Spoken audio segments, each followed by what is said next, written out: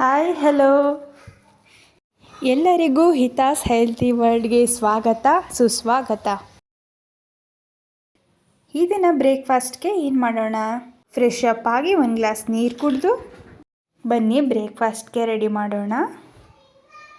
ನೋಡಿ, ಇದು ರವೆ ಮತ್ತು ಅಕ್ಕಿ ಹಿಟ್ಟನ್ನ ಮಿಕ್ಸ್ ಮಾಡಿ ಒಂದು ಅರ್ಧ ಗಂಟೆ ನೆನೆಸೋಕ್ಕೆ ಬಿಟ್ಟಿದ್ದೀವಿ. ನೀವು 2 ಕಪ್ ರವೆ ಹಾಕಿದ್ರೆ ಒಂದು 1/4 ಬಟ್ಲು ಅಕ್ಕಿ ಹಿಟ್ಟು ಹಾಕಿದ್ರೆ ಸಾಕು. ಇದು ನೋಡಿ, ಈರುಳ್ಳಿ ಸಣ್ಣ ಸಣ್ಣದಾಗಿ ಹೆಚ್ಚಿಟ್ಕೊಂಡಿರುವಂಥದ್ದು, ಕೊತ್ತಂಬರಿ ಸೊಪ್ಪು, ಸೌತೆಕಾಯಿ ಹಾಗೂ ಕ್ಯಾರೆಟ್. ನಾವು ಮಾಡ್ತಾ ಇರುವಂಥ ರೊಟ್ಟಿ ಸೌತೆಕಾಯಿ ರೊಟ್ಟಿ ತುಂಬ ಟೇಸ್ಟಿಯಾಗಿರುತ್ತೆ. ನೋಡಿ, ತರಕಾರಿ ಎಲ್ಲ ರೆಡಿ ಮಾಡಿ ಇಟ್ಕೊಂಡಿದ್ದೀವಿ. ಇದಕ್ಕೆ ಇನ್ನೊಂದು ಪದಾರ್ಥ ಮೇನ್ ಅಂದರೆ ಕಡಲೆ ಬೀಜ ಹುರಿದು ಹೀಗೆ ತರ್ತರಿಯಾಗಿ ರುಬ್ಕೊಂಡು ಇಟ್ಕೊಂಡಿದ್ದೀವಿ. ಇದಂತೂ ಒಂದು ಒಳ್ಳೆ ಟೇಸ್ಟ್ ಕೊಡುತ್ತೆ ರೊಟ್ಟಿ ಜೊತೆಗೆ.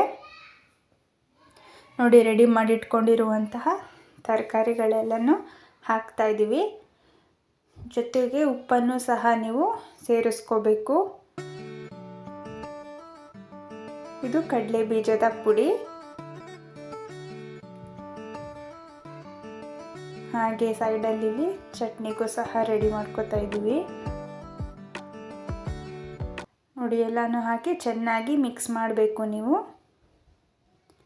ಕಡಲೆ ಬೀಜದ ಪುಡಿ ಅಂತೂ ಸ್ಕಿಪ್ ಮಾಡಬೇಡಿ. ಇದೊಂದು ಒಳ್ಳೆ ಟೇಸ್ಟ್ ಕೊಡುತ್ತೆ, ತುಂಬ ಚೆನ್ನಾಗಿರುತ್ತೆ. ನೋಡಿ, ಎಲ್ಲನೂ ಮಿಕ್ಸ್ ಮಾಡಿದ್ದಾಯಿತು. ಉಪ್ಪನ್ನು ನೀವು ಈ ಹಂತದಲ್ಲೇ ನೋಡಿಕೊಂಡು ಮಿಕ್ಸ್ ಮಾಡ್ಕೊಳ್ಳಿ. ನೋಡಿ ಯಾವ ರೀತಿ ಕಲಿಸ್ಕೊಂಡಿದ್ದೀವಿ ಅಂತ.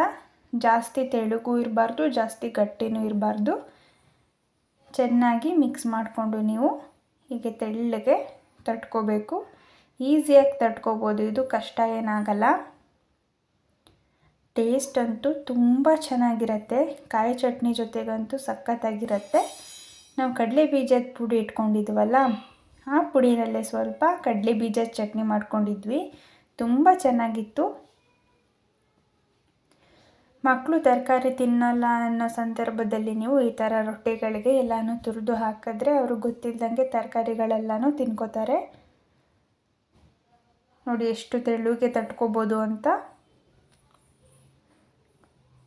2 ಸೈಡ್ ಎಣ್ಣೆಯನ್ನು ಹಾಕಿ ಚೆನ್ನಾಗಿ ಬೇಯಿಸ್ಕೋಬೇಕು. ನಾನಿಲ್ಲಿ ಹೇಳಿದ್ರೆ ಗೊತ್ತಾಗಲ್ಲ ನಿಮಗೆ. ಒಂದ್ಸಲ ಈ ರೆಸಿಪಿನ ಮಾಡ್ಕೊಂಡು ತಿನ್ನಿ, ಟೇಸ್ಟ್ ಅಂತೂ ಸೂಪರಾಗಿರುತ್ತೆ. ನೀವು 2 ತಿನ್ನೋ ಜಾಗದಲ್ಲಿ 4 ರೊಟ್ಟಿನ ನೀವು ತಿನ್ಬೋದು. ನೋಡಿ, ಕಡಲೆ ಬೀಜ ಎಲ್ಲ ಹೇಗೆ ಕಾಣಿಸ್ತಾ ಇದೆ, ಬಾಯಿಗೆ ಸಿಗತ್ತೆ, ತುಂಬ ಚೆನ್ನಾಗಿರುತ್ತೆ.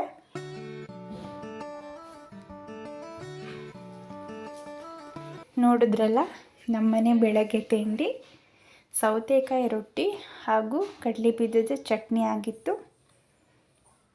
ಹಾಗೆ ಒಂದು ಕಾಬೂಲ್ ಕಡಲೆ ಗೊಜ್ಜನ್ನು ಸಹ ನಾವು ಮಾಡ್ಕೊಂಡಿದ್ವಿ.